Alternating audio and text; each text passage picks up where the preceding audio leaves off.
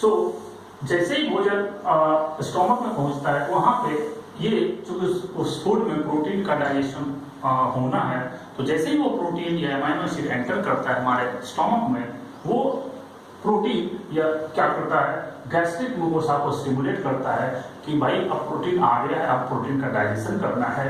तो यानी this protein stimulates the gastric mucosa which is present in the stomach.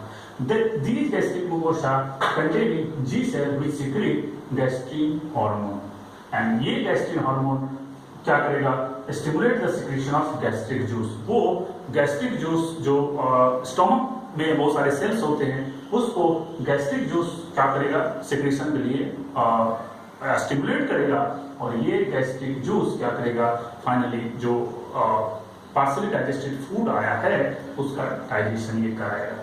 तो gastric juice जो होता है वो पूरा बहुत सारे मिक्सचर, बहुत सारे कंपाउंड या बहुत सारे हार्मोन्स का मिक्सचर होता है, और उसके थ्रू बहुत सारा डाइजेशन वहां पे होना होता है। तो गैस्ट्रिक जूस का अगर हम मिक्सचर देखें तो उसमें जो मेन कंपोनेंट होगा वो HCl होगा, HCl होगा, that is called hydrochloric acid. ये एसिडिक इन नेचर होता है, ये एसिड का बना होता है, ये एसिड होता है, और इसका pH 1.8 के आसपास इसका pH होता है। और इसके अलावा पेप्सिनोजेन ये एक हार्मोन है जो इनएक्टिव फॉर्म में होता है। कुछ लाइपेजेज होते हैं जो लिपिड को डाइजेस्ट करते हैं, कुछ म्यूकस होते हैं। ये म्यूकस क्या करेगा, ये म्यूकस सिक्रेट किया जाता है गॉबलेट या म्यूकस नेक सेल जो हमारे स्टोमक में प्रेजेंट होते हैं, और इस म्यूकस का ये काम होता है कि जो HCl रिलीज हुआ उसकी वजह से कोई प्रॉब्लम उसकी वजह से जो एक्सकोरिएशन या यूं कह सकते हैं अल्सर, जिसकी वजह से जो अल्सर होगा उस अल्सर को क्या करेगा, ये म्यूकस ब्लॉक करता है। दूसरा जो ये पेप्सिन हार्मोन्स होता है, ये पेप्सिन से प्रोटीन, जो pepsin is the main proteolytic enzyme, protein को डाइजेस्ट करेगा, उससे क्या करेगा, ये म्यूकस हमारे स्टोमक को बचाएगा। और दूसरा रेनिन भी प्रेजेंट होता है। ये रेनिन का जो काम होगा, ये रेनिन चाइल्ड में ज्यादा रिलीज होता है, और ये सबसे पहले initial it start the initial digestion of proteins specially present in milk. तो मिल्क प्रोटीन के लिए डाइजेशन के लिए RENNIN याद रखना, ये बहुत इंपॉर्टेंट है। RENNIN rennin it is secreted by stomach, and RENIN renin is secreted by juxtaglomerular apparatus specially kidney, क्योंकि रेनिन का फंक्शन क्या होता है, ऑस्मो रेगुलेशन। तो अब ये काम हो गया। अब ये गॉबलेट सेल क्या करता है, finally it lubricate and protect the epithelial surface from excoriation by HCl। जो HCl आया है, ये HCl जो बहुत ही एसिडिक होता है, इस एसिडिक कंडीशन की वजह से हमारा जो स्टोमक है वो एक्सकोरिएट ना हो जाए उसके लिए, और दूसरा जो पेप्सिन है उससे पूरी तरह से डाइजेस्ट ना हो जाए, उससे हमारा स्टोमक को बचाता है। तो यहीं पे क्वेश्चन अराइज होता है, कॉमन क्वेश्चन पूछा जाता है कि जो हम लोग फ्लेश खाते हैं, मीट खाते हैं, वो तो डाइजेस्ट हो जाता है, लेकिन हमारा डाइजेस्टिव सिस्टम खुद ही प्रोटीन का बना हुआ है, तो वो क्यों नहीं डाइजेस्ट होता है? तो उसके पीछे ये रीजंस है कि यही गॉबलेट सेल्स या इसी को बोलते हैं क्या, म्यूकस ग्लैंड। तो ये बहुत सारे म्यूकस ग्लैंड हमारे एलिमेंट्री कनाल में बने वहां पे प्रेजेंट रहते हैं, और ये क्या करता है, हमें इसके एक्शन को, HCl के एक्शन को या डाइजेशन फ्रॉम द पेप्सिन से क्या करता है, बचाता है। तो अब बात करते हैं कि जो हमारा स्टोमक है उसमें कौन कौन सा सेल है, और वो ये सारे जो गैस्ट्रिक जूस हैं इसमें कौन कौन सा हार्मोन्स, कौन कौन सा सेल रिलीज करता है। यहाँ से बहुत सारे क्वेश्चंस इंपॉर्टेंट है, और ये क्वेश्चन बहुत पूछे जाते हैं, प्रायः क्वेश्चन यहाँ से आता है। तो उसमें जो सबसे मेन सेल्स है that is called organic cell. Organic cell इसी को बोलते हैं पैराइटल सेल। ऑर्गेनिक पैराइटल इसलिए बोलते हैं कि जनरली ये पैराइटल रीजन में है, साइड में प्रेजेंट होता है स्टोमक के, इसलिए इसका नाम दिया गया पैराइटल सेल। तो ऑर्गेनिक सेल और पैराइटल सेल इसको दिया गया, और ये क्या होता है, स्टोमक में बहुत सारे पिट्स होते हैं, पिट्स मतलब गड्ढा। तो चूंकि स्टोमक का को नाम दूसरा दिया गया गैस्ट्रिक, गैस्ट्रिक मतलब स्टोमक, और वहां पिट्स बने हुए हैं, इसलिए उस पिट्स का नाम दिया गैस्ट्रिक पिट्स, यानी pits present in stomach is called gastric pits. तो वो गैस्ट्रिक पिट्स में क्या हुआ, ये सेल प्रेजेंट होता है, वही क्या करता है, सिक्रेट करता है क्या, HCl। HCl very very important है प्रोटीन के डाइजेशन के लिए, बिकॉज ये ऑब्जेक्टिव सेल ये HCl सीक्रेट करेगा। इसके अलावा इंट्रिंसिक फैक्टर भी रिलीज होता है। ये इंट्रिंसिक फैक्टर क्या होता है कि जब भोजन डाइजेस्ट होता है तो डाइजेस्ट होने के बाद कहाँ पहुंचता है, हमारे लार्ज इंटेस्टाइन सीकम के रीजन में। तो सीकम के रीजन में बहुत सारे जो इकोलाई है वो B12 बनाता है, यानी विटामिन बी बनाता है। तो स्पेशली B12 के लिए, B12 के एब्जॉर्प्शन के लिए ये इंट्रिंसिक फैक्टर बहुत इंपॉर्टेंट है, क्योंकि B12 का मेन रोल होता है हमारे आरबीसी स्पेशली हीमोग्लोबिन के बनाने में बहुत इंपॉर्टेंट होता है। यानी इस हार्मोन की कमी से हमारे बॉडी में अगर ये प्रॉपर्ली इंट्रिंसिक फैक्टर अगर डिफेक्टिव हो गया तो हमारे बॉडी में क्या होगा, B12 का एब्जॉर्प्शन नहीं होगा और फाइनली आरबीसी के सिंथेसिस में प्रॉब्लम शुरू हो जाएगी। तो ये वहां से आपको उसी को बोलते हैं क्या, एनीमिया, यानी एनीमिक कंडीशन हो सकता है। इसके अलावा ये HCl की वजह से क्या होता है, जो गैस्ट्रिक जूस है स्पेशली बात करें तो जो HCl जो गैस्ट्रिक जूस में होता है जिसकी वजह से ये काफी एसिडिक हो जाता है। और अगर हम एडल्ट और चाइल्ड की बात करें तो दोनों के पीएच में डिफरेंस आता है, क्योंकि जो एडल्ट होता है वो उसमें जो HCl पाया जाएगा वो ज्यादा कॉन्सेंट्रेटेड होता है और जो चाइल्ड में प्रेजेंट होता है वो क्या होता है, डाइल्यूटेड होता है। तो इन एडल्ट में देखेंगे तो एडल्ट में ज्यादा कॉन्सेंट्रेशन है, उसका रेंज 1.8 to 3.7 के बीच वेरी करता है। लेकिन चाइल्ड में क्या करता है, ये इसका पीएच जो गैस्ट्रिक जूस का होता है वो कितना होता है, 5 के आसपास होता है। ठीक है, उसी में ये रेनिन हार्मोन से, ये हार्मोन क्या करता है, मिल्क के डाइजेशन में हेल्प करता है, ये रेनिन का फंक्शन है। और अगर ये पीएच का फंक्शन अगर हम देखें तो सबसे पहले इसका क्या क्या फंक्शन है देखते हैं। सबसे पहले ये क्या करता है कि जो बोलस हमारे स्टोमक में आया है तो बोलस में क्या होता है, बहुत सारे सेलेब्री एंजाइम्स होते हैं। क्योंकि यहाँ पे कार्बोहाइड्रेट का डाइजेशन नहीं होना है तो ये क्या करता है, सबसे पहले HCl इनएक्टिवेट्स द सेलेब्री एमाइलेज। ये यूं कर सकते हैं, सेलेब्री एमाइलेज जो प्रेजेंट है उसमें जो सलाइवा आया है उस सलाइवा में जो सेलेब्री एमाइलेज है उसको क्या करेगा, ये इनएक्टिवेट्स कर देगा और कार्बोहाइड्रेट के फर्दर ब्रेकडाउन को ब्लॉक कर देगा। पहला ये फंक्शन। दूसरा फंक्शन है कि जो माइक्रोब्स बच गए हमारे माउथ में, जो माइक्रोब्स डाइजेस्ट नहीं हुए हैं, उस माइक्रोब्स को क्या करेगा, HCl किल कर देगा। और किल करने के अलावा क्या करेगा, HCl जो पीएच है, पीएच क्या कहना था बोलस का 6.8 के आसपास, क्योंकि सलाइवा का जो पीएच होता है वो 6.8 होता है। इस वजह से वो पीएच था, अब उस पीएच को बहुत ही नीचे ले जाएगा, अप्रोक्सीमेटली 1.5 to 2.5 के आसपास, यानी वेरी एसिडिक कंडीशन में ले जाएगा। ये वेरी एसिडिक कंडीशन में जाएगा। अब क्या होगा, तीसरा फंक्शन जो HCl का होता है बहुत इंपॉर्टेंट है। पहला पेप्सिनोजन, जो कि पेप्सिनोजन क्या है, इनएक्टिव एंजाइम्स है, इनएक्टिव फॉर्म्स में होता है। तो जब तक HCl रिलीज नहीं होगा तब तक पेप्सिनोजन पेप्सिन में कन्वर्ट नहीं होता है। तो पहला pepsinogen, first pepsinogen is converted into pepsin by HCl।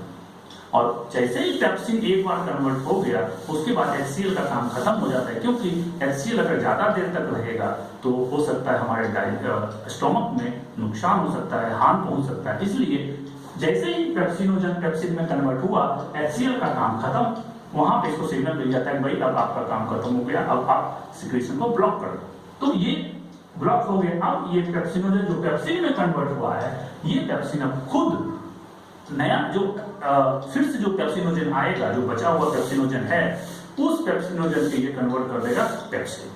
और अब आगे का काम क्यों करेगा, ये पेप्सिन खुद पेप्सिनोजन को पेप्सिन में कन्वर्ट करता चला जाएगा। और जब डाइजेशन कंप्लीट होगा तो ये पेप्सिनोजन भी क्या होगा, फीडबैक रिएक्शन के थ्रू क्या होगा, फीडबैक मैकेनिज्म के थ्रू क्या होगा, इनहिबिट कर लिया जाएगा इसका फंक्शन और ये इसका सिक्रेशन रुक जाएगा।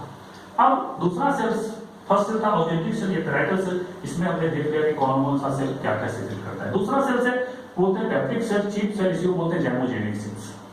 जाइमोजेनिक सेल्स इसलिए स्पेशली बोला जाता है, जाइमोजन का नाम ही होता है इनएक्टिव एंजाइम्स। अगर कुछ समझ में नहीं आया, अगर कहीं भी लिखा हुआ है जाइमोजन्स, इसका मतलब है कि कोई भी हार्मोन्स या एंजाइम्स कुछ भी हो वो इनएक्टिव फॉर्म में है। तो पेप्टिक सेल्स या चीप सेल, उसी का नाम दिया गया जाइमोजेनिक सेल्स, वो इनएक्टिव हार्मोन सिक्रेट करता है। वो इनएक्टिव हार्मोन सिक्रेट करने वाला यही जाइमोजन सेल क्या करता है, पेप्सिनोजेन और ओडेनिन्स को सिक्रेट करता है। ये दोनों प्रोटीन डाइजेस्टिंग एंजाइम्स है, मेन प्रोटीन है। और ये पेप्सिनोजन क्या है, इट इज इनएक्टिव प्रीकर्सर, किसका, पेप्सिन का। और इनएक्टिव होता है, और यही इसी को प्रो एंजाइम्स और जैमोजेंस भी बोलते हैं। मतलब इनएक्टिव एंजाइम्स को ही हम लोग क्या बोलते हैं, इनएक्टिव एंजाइम्स को या जो इनएक्टिव हार्मोन्स उसको क्या बोलते हैं, जैमोजेंस। जैमोजेंस मतलब इनएक्टिव, फंक्शनल फॉर्म में नहीं है, क्योंकि जब तक ये पेप्सिनोजन HCl के कंसर्ट में नहीं आएगा ये फंक्शनल फॉर्म में नहीं होगा। ये भी एक वजह है। पहला तो क्या हो गया, म्यूकस की वजह से क्या था कि हमारा स्टोमक का डाइजेशन बच जाता था। दूसरा, चूंकि हमारे स्टोमक में जितने भी हार्मोन्स या जितने भी एंजाइम्स रिलीज होते हैं वो इनएक्टिव फॉर्म में रिलीज होते हैं, इसी वजह से हमारा स्टोमक जो मसल्स का बना हुआ है, स्पेशली फ्लैश का बना हुआ है, उसका डाइजेशन नहीं होता, बच जाता है हमारा डाइजेशन से। तो अपना पैप्टिक सेल या चीफ सेल या zymogenic cell secrete pepsinogen and protein. तो ये pepsinogen main protein digesting enzyme होता है, और ये जैसे ही रिलीज हुआ, चूंकि वहां पे HCl सिक्रेशन हो चुका है, उस HCl की वजह से ये पेप्सिनोजेन क्या होगा, ये फर्स्ट HCl काम करेगा और सेकंड पेप्सिन इटसेल्फ खुद से काम करेगा, और ये it is converted into active pepsin, और ये क्या होता है, एक्टिव होता है।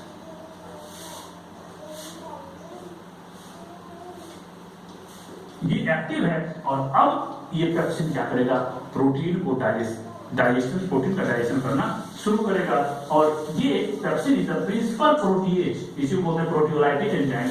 ये क्या करता है, स्टोमक में प्रोटीन को पेप्टाइड्स में, प्रोटीन एक लार्ज मॉलिक्यूल्स होता है और उसी को छोटे छोटे एमिनो एसिड के फॉर्म में या डाइपेप्टाइड्स के, स्पेशली डाइपेप्टाइड्स के फॉर्म में कन्वर्ट कर देता है। जैसे वहां पे क्या था, डाइसैकेराइड्स के, यानी अगर दो एमाइनो एसिड हो उसको क्या बोलते हैं, डाइसैकेराइड्स, तो डाइपेप्टाइड्स। तो प्रोटीन को क्या करता है, छोटे छोटे पेप्टाइड्स या पेप्टोन्स में तोड़ देता है, और बाद में जैसे ही ये पेप्टोन्स में टूटा, उसके बाद ये पेप्सिन ही क्या करता है, जो म्यूकस के जैसे ही ये जो पेप्सिन है, अब मान लीजिए डाइजेशन हो गया कंप्लीट। अगर डाइजेशन कंप्लीट हो गया तो अब अगर ज्यादा सिक्रेशन होगा तो ये प्रॉब्लम क्रिएट करेगा। तो वहीं पे जैसे ही स्टोमक का इंड होता है, वहां पे लार्ज अमाउंट ऑफ वहां पे पाइलोरिक एसिनल सेल्स होता है। वो पाइलोरिक एसिनल सेल्स क्या करता है, इसको पेप्सिन को क्या करता है, इनएक्टिवेट कर देता है। यानी भाई अब आपका काम खत्म हो गया, डाइजेशन जो प्रोटीन का होना था हो गया, और अब वहां से वो ये म्यूकस के द्वारा क्या होता है, पूरी तरह से इनएक्टिवेट कर दिया जाता है। और जैसे ही इनएक्टिवेट होगा तो यानी अब वहां स्टोमक में जो डाइजेशन होना था वो सारा काम हमारा कंप्लीट हो गया। अब वो वहां पे प्रेजेंट आ गया, वहां पे अब उसमें कुछ लाइपेज जो लिपिड्स प्रेजेंट है, तो चूंकि गैस्ट्रिक जूस में गैस्ट्रिक लाइपेज भी प्रेजेंट होता है। लाइपेज वो एंजाइम है जो लिपिड को डाइजेस्ट करता है, और जैसे ही लिपिड को थोड़ा सा लिपिड, ऐसा नहीं कि बहुत ज्यादा लिपिड्स, यहाँ पे कुछ अमाउंट ऑफ लिपिड्स डाइजेस्ट होता है, और वो गैस्ट्रिक लाइपेज, यानी स्टोमक में no digestion of carbohydrate occurs, कुछ भी 1% भी नहीं होता है। लाइपेज और प्रोटीन में भी प्रोटीन का यहाँ डाइजेशन होता है, और थोड़ा सा लिपिड का डाइजेशन होता है। अब डाइजेशन होने के बाद लिपिड का थोड़ा डाइजेशन हो गया, प्रोटीन का बहुत ज्यादा डाइजेशन हो गया, अब ये पहुंच गया कहाँ, end of the stomach. End of the stomach क्या होता है, एक स्फिंक्टर होता है, that is called pyloric end, और पाइलोरिक इंड पे क्या होता है, पाइलोरिक स्फिंक्टर होता है। पाइलोरिक स्फिंक्टर उसको कंट्रोल करेगा, इसको स्टिमुलस मिलेगा कि भाई अब भोजन जाएगा। जैसे ही स्टिमुलस मिलेगा, ये स्फिंक्टर रिलैक्स हो जाता है, और भोजन कहाँ पहुंच जाता है, स्मॉल इंटेस्टाइन के डुओडेनम पार्ट में। तो जो भोजन यहाँ पे पहुंचा, पार्शियली डाइजेस्ट होकर के, चूंकि अभी पूरी डाइजेशन तो हुआ नहीं, तो वो डाइजेशन, उस डाइजेस्टेड फूड को या पार्शियली डाइजेस्टेड फूड को बोला जाता है काइन। वहां क्या था, माउथ से जो आया था, ओरल कैविटी से डाइजेस्ट उसको बोला था बोलस, और जो स्टोमक से निकला, यानी माउथ ओरल कैविटी से जो निकला उसको बोलस बोलते हैं, और जो स्टोमक से निकला उसको क्या बोलते हैं, काइन बोलते हैं। अब ये काइन कहाँ एंटर करेगा, डुओडेनम में, और डुओडेनम में क्या होगा, फर्दर डाइजेशन कंप्लीट होगा।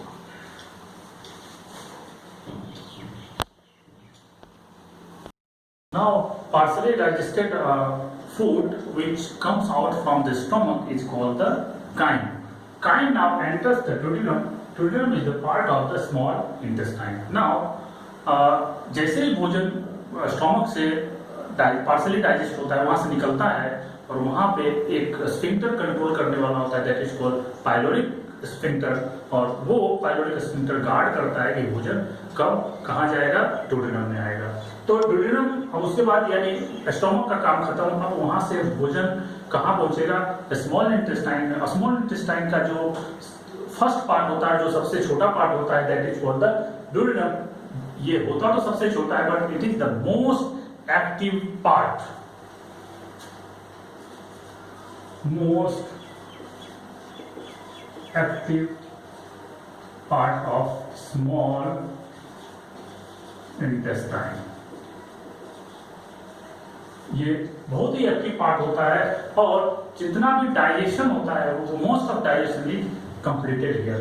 तो जैसे ही भोजन वहां से पहुंचता है, क्योंकि उसमें HCl होता है, और उस HCl की वजह से क्या होता है, उस भोजन का जो फूड का जो वहां से ब्रोथ ऑफ फूड आया है, जिसको काइन बोलते हैं, वो ब्रोथ ऑफ फूड का जो pH होता है वो बहुत ही लो होता है, और उस लो pH की वजह से जैसे ही पहुंचता है कहाँ, ड्यूडेनम पार्ट में, वो क्या करता है, ट्रिगर करता है किसको, सेक्रेटिन हार्मोन के रिलीज के लिए। जैसे ये सेक्रेटिन हार्मोन रिलीज होगा in the low pH of stomach food, या यूं कह सकते हैं ब्रोथ ऑफ काइन, ये सेक्रेटिन हार्मोन रिलीज होता है ब्लड में, और जैसे ही सेक्रेटिन हार्मोन रिलीज हुआ, ये स्टिमुलेट करता है किसको, पैंक्रियाज को, क्योंकि ये लो pH है, और वो पैंक्रियाज को ये कहता है कि भाई बहुत एसिडिक कंडीशन आ गया है, इस एसिडिक कंडीशन में हमें प्रॉब्लम हो सकती है, यानी ड्यूडेनम को नुकसान हो सकता है, इसलिए आप जल्दी से इसको न्यूट्रलाइज कीजिए।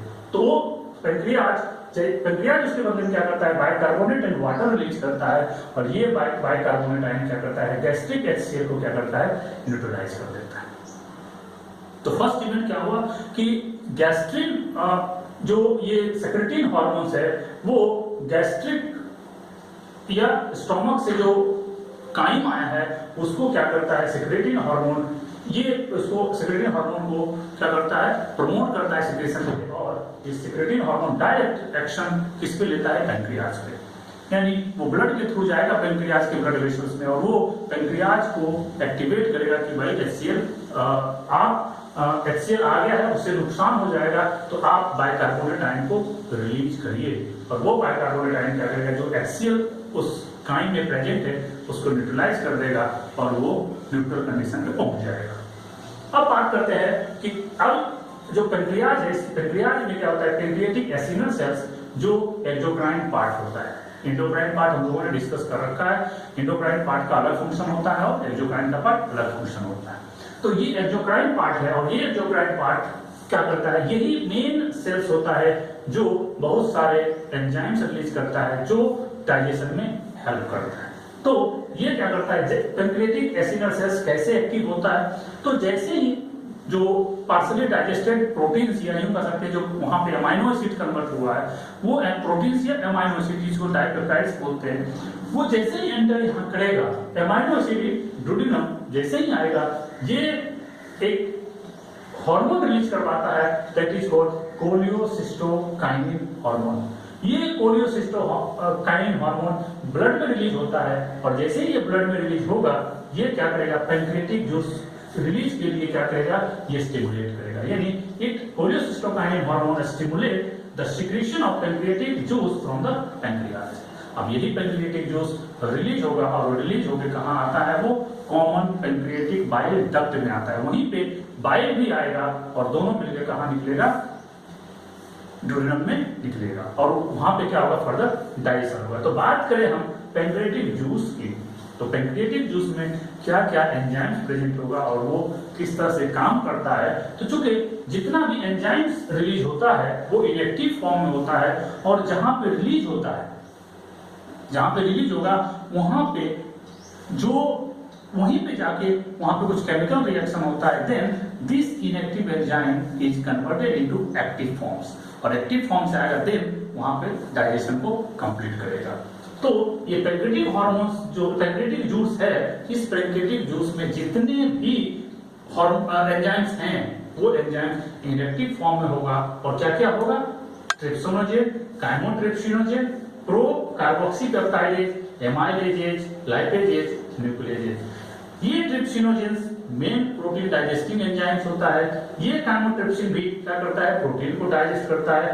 प्रो कार्बोक्सीपेप्टाइडेज क्या करता है, कार्बोहाइड्रेट को डिग्रेड करता है।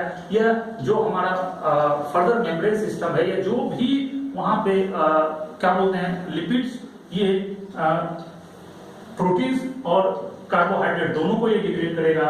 एमाइलेजेज, इसको पैंक्रियाटिक एमाइलेजेज भी बोलते हैं, क्योंकि मैंने डिस्कस किया हम लोगों ने कि जो 30% डाइजेशन होता है वो तो माउथ में होगा, लेकिन जो 70% डाइजेशन होगा वो हमारा ड्यूडेनम में ही होगा, और यही एमाइलेजेज जो है वो 70% डाइजेशन कंप्लीट करता है। लाइपेजेज के बारे में बताया था हमने कि जो स्टोमक में है कुछ पार्ट डाइजेस्ट होता है, लेकिन कंप्लीट डाइजेशन लाइपेज का, इसको बोलते हैं पैंक्रियाटिक लाइपेजेज। ये पैंक्रियाटिक लाइपेज पूरे का पूरे फैट को डाइजेशन कंप्लीट डाइजेस्ट कर देता है। और न्यूक्लियस में आरएनए या डीएनए, जो भोजन हम लेते हैं उसमें बहुत सारे आरएनए और डीएनए भी होता है, उस आरएनए और डीएनए को पूरी तरह से डाइजेस्ट जो करेगा इसको बोलते हैं न्यूक्लियस। तो ये सारे जो होते हैं वो क्या होता है, इनेक्टिव फॉर्म में रिलीज होते हैं। अब वो क्या करेगा, मेनली ट्रिप्सिनोजेन, काइमोट्रिप्सिनोजेन और प्रोकार्बोक्सीपेप्टाइडेज, ये क्या होता है, इनेक्टिव फॉर्म में होता है। इसको देखेंगे कि ये मेनली ये तीन कैसे एक्टिव फॉर्म में आते हैं। तो सबसे पहले ट्रिप्सिनोजेन जैसे ही ये ट्रिप्सिनोजेन रिलीज होगा, और जैसे ही वहां पे रिलीज होता है तो ये ट्रिप्सिनोजेन सबसे पहला ट्रिप्सिनोजेन कन्वर्ट होगा ट्रिप्सिन में, यानी trypsin is the active form और ट्रिप्सिनोजेन इज इनएक्टिव फॉर्म। और ये सबसे पहले एक एक्टिव होता है हार्मोन इंटेरोकाइनेज। इंटेरोकाइनेज हमारे स्मॉल इंटेस्टाइन में ड्यूडेनम पार्ट में रिलीज होता है, और वही इंटेरोकाइनेज क्या करता है, पहला ट्रिप्सिनोजेन को ट्रिप्सिन में कन्वर्ट कर देता है। एक बार अगर ट्रिप्सिनोजेन ट्रिप्सिन में कन्वर्ट हो गया तो बाकी का रोल ट्रिप्सिन खुद करना शुरू करता है, और ट्रिप्सिन ही फर्दर ट्रिप्सिनोजेन को ट्रिप्सिन में कन्वर्ट करता चला जाएगा जब तक कि पूरी तरह से डाइजेशन कंप्लीट प्रोटीन का नहीं हो जाता है। उसके बाद यही ट्रिप्सिन क्या करता है, फर्दर काइमोट्रिप्सिन को काइमोट्रिप्सिन में कन्वर्ट करता है ट्रिप्सिनोजेन को, और प्रोकार्बोक्सीपेप्टाइडेज को कार्बोक्सीपेप्टाइडेज में कन्वर्ट कर देता है। यानी ये एक्टिव फॉर्म में कन्वर्ट करना शुरू कर देता है कौन, अब ट्रिप्सिन। क्योंकि पहला एक बार इंटेरोकाइनेज एक बार शुरू करेगा, उसके बाद बाकी का काम ट्रिप्सिन खुद करना शुरू कर देगा। तो अब इसी में यहां से क्वेश्चन आने की पॉसिबिलिटी जो बनती है सबसे ज्यादा, कि एक टर्म होता है एक्यूट पैंक्रियाइटिस। एक्यूट पैंक्रियाइटिस जहां भी लगा हो, एक्यूट पैंक्रियाइटिस, आइटिस जहां भी लगा हो, आइटिस का मतलब होता है इन्फ्लेमेशन। जैसे मेनिंजाइटिस, मेनिंजे मतलब होता है ब्रेन की कवरिंग को मेनिंज बोलते हैं। तो अगर उसमें इन्फ्लेमेशन आ जाए तो उसको बोलते हैं मेनिंजाइटिस। ब्रोंकाइटिस, अगर ब्रोंकाई में इन्फ्लेमेशन हो जाए उसको बोलते हैं ब्रोंकाइटिस। कुछ भी कई भी नेफ्राइटिस, ग्लोमेरुलोनेफ्राइटिस, यानी किडनी के नेफ्रॉन में इन्फ्लेमेशन हो गया। तो जहां भी आइटिस टर्म हो, मतलब हमें समझ जाना है कि ये इन्फ्लेमेशन से रिलेटेड बात कर रहा है। तो एक्यूट पैंक्रियाइटिस का मतलब ये है कि पैंक्रियाज टर्म है, तो पैंक्रियाज में अगर यही जो एक्टिव हार्मोन्स, ये जो एक्टिव एंजाइम्स है, ये इनएक्टिव एंजाइम, अगर ये inactive enzymes direct active form में अगर ये रिलीज हो जाए, इनएक्टिव फॉर्म में रिलीज होता है जनरली, लेकिन अगर ये डायरेक्टली ऐसा कुछ इसमें डिफेक्ट आ गया या कुछ प्रॉब्लम्स आ गया, तो ये डायरेक्ट अगर एक्टिव फॉर्म में रिलीज हो गया, वो क्या करता है, चूंकि ये प्रोटीन डाइजेस्टिंग एंजाइम होता है पैंक्रियाज में, ये क्या करेगा, पैंक्रियाज को भी डाइजेस्ट करना शुरू कर देगा। और अगर इसका ट्रीटमेंट इमीडिएटली नहीं हुआ तो हमारा सारा का सारा पैंक्रियाज खत्म हो जाएगा, और चूंकि ये पैंक्रियाटिक सेल को ही मारना शुरू कर देता है, जिसकी वजह से उसका डिस्ट्रक्शन वहां शुरू होता है, या वहां पे डिस्ट्रक्शन की वजह से इन्फ्लेमेशन हो जाता है। This is called the acute pancreatitis. फिर एक दूसरा क्वेश्चन यहाँ से जनरली पूछा जाता है इस रीजन से, डाइजेस्टिव सिस्टम के स्पेशलिस्ट स्मॉल इंटेस्टाइन से, कि inactive enzymes are release in stomach and intestine, why? कि कोई भी एंजाइम जो रिलीज होता है वो इनएक्टिव फॉर्म में रिलीज होता है, वैसा क्यों, क्या कारण है?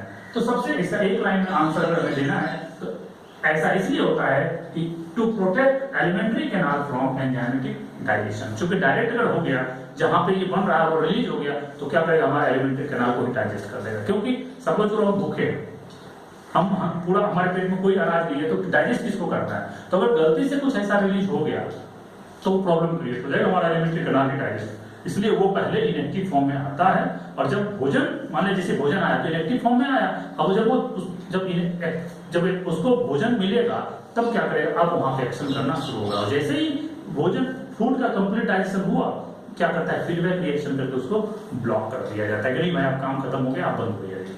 तो ये वहां पे चलता रहता है। तो इसमें और पैंक्रियाटिक ट्रिप्सिन इनहिबिटर्स, ट्रिप्सिन जो है मेन प्रोटीन डाइजेस्टिंग एंजाइम है, तो वो वहां पे क्या होता है कि एक इनहिबिटर प्रेजेंट होता है जो एक्टिव प्रोटीयोलाइटिक एंजाइम्स को हमेशा क्या करता है, मतलब ब्लॉक कर देता है, यानी एक्टिव एंजाइम्स कभी कन्वर्ट ना रहे, उसको हमेशा इनएक्टिव फॉर्म में रखेगा, यानी prevent production of active proteolytic enzymes. Main काम जिसका होगा वो पैंक्रियाटिक ट्रिप्सिन इनहिबिटर्स का होगा। तो इस वजह से क्या होगा, हमारा जो एलिमेंट्री कैनाल है उसका डाइजेशन होने से बच जाएगा।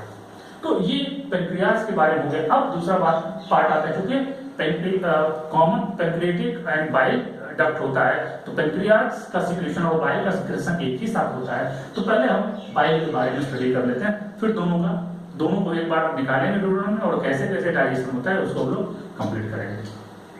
तो bile mainly secreted by the hepatocyte present in the liver, and hepatocytes secrete the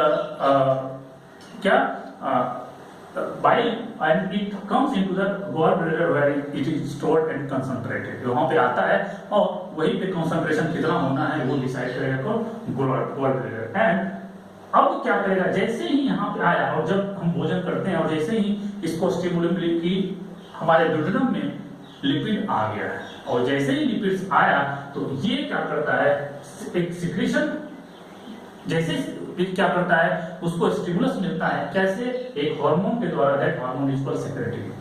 ये सेक्रेटिन हार्मोन ये दोनों तरह से काम करता है, एक तो वहां स्टोमक में काम कर रहा था सेक्रेटिन, और यहाँ भी यही सेक्रेटिन क्या करेगा, गॉल ब्लैडर को क्या करेगा, एक्टिवेट करेगा, और जैसे ही एक्टिवेट करेगा तो गॉल ब्लैडर कॉन्ट्रैक्ट करता है और वहां से क्या होता है, बाइल निकल के आ जाता है कॉमन बाइल पैंक्रियाटिक डक्ट में या वहां पे पाउच में, और वहां से क्या होता है उसका कॉन्ट्रैक्शन होता है और वहां से डायरेक्ट पहुंच जाता है कहां पे, pancreatic juice and plus bile comes into the duodenum, और वहां पे प्रोटीन और फैट का डाइजेशन आगे शुरू होता है। तो हम बात करें अगर इस गॉल ब्लैडर में कोई डिफेक्ट आ गया, तो डिफेक्ट आ गया तो क्या होगा, अगर डिफेक्ट आ गया तो वहां पे बाइल का कंसंट्रेशन नहीं हो पाएगा और बाइल सीक्रेट नहीं होगा, जिसकी वजह से फैट का डाइजेशन, उस कोई भी आदमी अगर खाना खाएगा तो उसमें फैट का डाइजेशन नहीं होगा और वो फैट का जो कलर होगा वो व्हाइटिश ग्रे कलर हो जाएगा।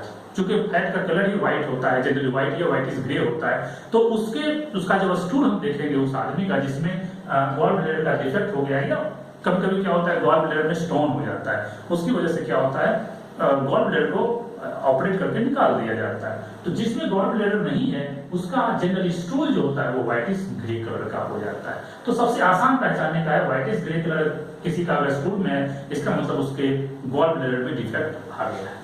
अब बात करते हैं बाइल का कलर। बाइल का कलर जनरली ग्रीनिश कलर का होता है, ग्रीनिश वाटरी कलर, चूंकि उसका जो कलर हम देखेंगे, कभी कभी देखते होंगे कि जब भूखे रहते हैं तो ज्यादा बाइल सिक्रेशन की वजह से उल्टी होती है, तो उल्टी होती है जो क्या होता है थोड़ा बिटर टेस्ट होता है इसका, तो बिटर टेस्ट जो देखेंगे अगर गौर से तो वो ग्रीन कलर का दिखता है। और इस बाइल में जो मेन कंपोजिशन होता है वो है bile pigment, bile salts, cholesterol, phospholipids and sodium taurocholate, ये मेन कंस्टिट्यूएंट होता है जिसमें ये बाइल पिगमेंट और बाइल साल्ट का मेन रोल होता है। ये बाइल पिगमेंट जो होगा, ये बाइल पिगमेंट्स का एक कैरेक्टरिस्टिक है कि ये बाइल पिगमेंट्स पार्टली वाटर में भी सोल्यूबल होगा और कुछ लिपिड में भी सोल्यूबल होता है, यानी वाटर और लिपिड दोनों में ये सोल्यूबल होता है, जिस वजह से इसका रोल बढ़ जाता है। दूसरा, ये क्या करता है, जो लार्जर फैट मॉलिक्यूल्स है, जो बिगर फैट मॉलिक्यूल्स है, उसको